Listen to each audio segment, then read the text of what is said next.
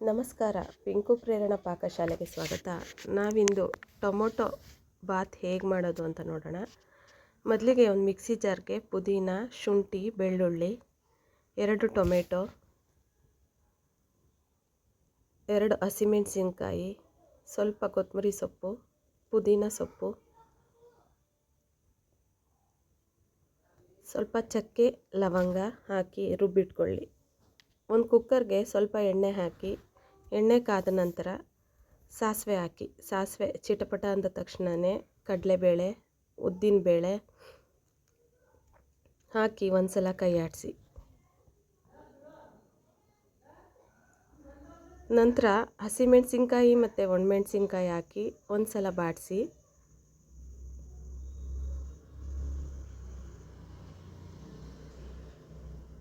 ಈರುಳ್ಳಿ ಹಾಕಿ, ಈರುಳ್ಳಿ ಕೆಂಪಗೆ ಆಗೋ ತನಕ ಚೆನ್ನಾಗಿ ಅದನ್ನು ಹುರಿತಾ ಬನ್ನಿ.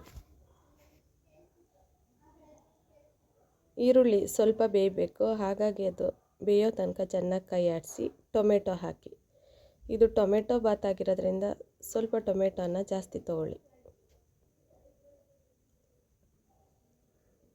ಟೊಮೆಟೊ ಬೇಯೋ ತನಕ ಚೆನ್ನಾಗಿ ಅದನ್ನು ಕೈ ಆಡಿಸ್ತಾ ಬನ್ನಿ.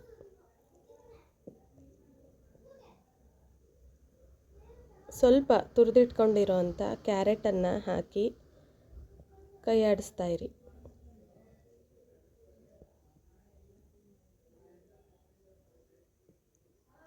ಈಗ ಇದು ಸ್ವಲ್ಪ ಬೆಂದ ನಂತರ ಅರಿಶಿಣ, ಅಚ್ಕಾರದ ಪುಡಿ, ಧನಿಯಾ ಪುಡಿ ಮತ್ತು ಜೀರಿಗೆ ಪುಡಿನ ಹಾಕಿ ಎಲ್ಲವನ್ನು ಒಂದು ಸಲ ನೀಟಾಗಿ ಮಿಶ್ರಣ ಮಾಡಿ.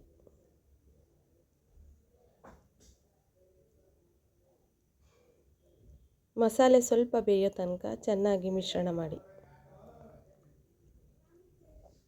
ನಂತರ ಮೆಂತ್ಯ ಸೊಪ್ಪನ್ನು ಒಂದು 2-3 ಕಟ್ಟು ಇದಕ್ಕೆ ಸೇರಿಸಿ.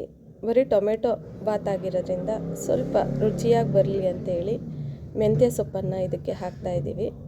ನಿಮಗಿಷ್ಟ ಇದ್ದರೆ ಹಾಕಿ, ಇಲ್ಲ ಅಂದರೆ ಅದನ್ನು ಸ್ಕಿಪ್ ಮಾಡಿಬಿಡಿ.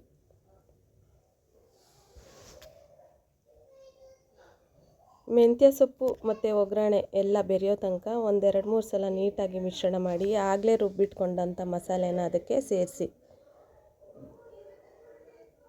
ಈ ಮಸಾಲೆ ಹಸಿ ವಾಸನೆ ಹೋಗೋ ತನಕ ಚೆನ್ನಾಗಿ ಹುರಿದು ಒಂದು 2-3 ಟೀ ಸ್ಪೂನಷ್ಟು ಬಾತಿನ ಪುಡಿನ ಅದಕ್ಕೆ ಸೇರಿಸಿ.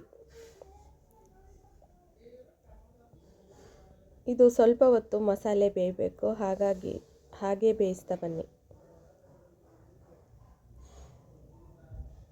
ಈ ಮಸಾಲೆ ಬೆಂದ ನಂತರ ಮಿಕ್ಸಿ ಜಾರ್ಗೆ ಸ್ವಲ್ಪ ನೀರನ್ನು ಹಾಕಿ ಅದನ್ನು ಕೂಡ ಅದಕ್ಕೆ ಹಾಕಿ ಒಂದು ಸಲ ಮಿಕ್ಸ್ ಮಾಡಿ.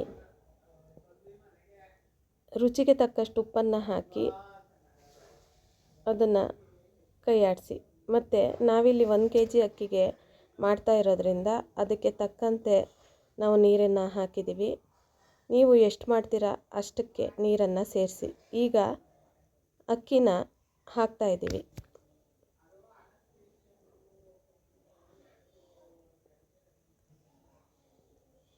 ಅಕ್ಕಿ ಎಲ್ಲ ಹಾಕಿದ ಮೇಲೆ ಈಗ ಒಂದು ಸಲ ಮಿಕ್ಸ್ ಮಾಡಿ.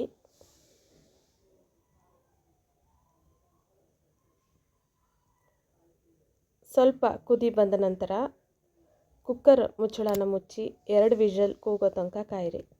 ನೀವು ಕೂಡ ನಿಮ್ಮ ಮನೇಲಿ ಇದನ್ನು ಒಂದು ಸಲ ಮಾಡಿ ನೋಡಿ. ಇಷ್ಟ ಆದರೆ ಕಾಮೆಂಟ್ನಲ್ಲಿ ತಿಳಿಸಿ. ಈಗ ಕುಕ್ಕರ್ 2 ವಿಷಲ್ ಕೂಗಿದೆ. ಒಂದು ಸಲ ಕುಕ್ಕರ್ ಮುಚ್ಚಳ ಬಿಚ್ಚಿ ಅದನ್ನು ನೀಟಾಗಿ ಒಂದು ಸಲ ಮಿಕ್ಸ್ ಮಾಡಿ.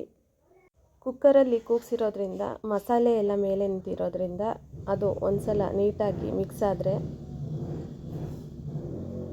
ತಿನ್ನೋದಕ್ಕೆ ಚೆನ್ನಾಗಿರುತ್ತೆ ಅಂತ, ಹಾಗಾಗಿ ಒಂದು ಸಲ ನೀಟಾಗಿ ಮಿಕ್ಸ್ ಮಾಡಿ.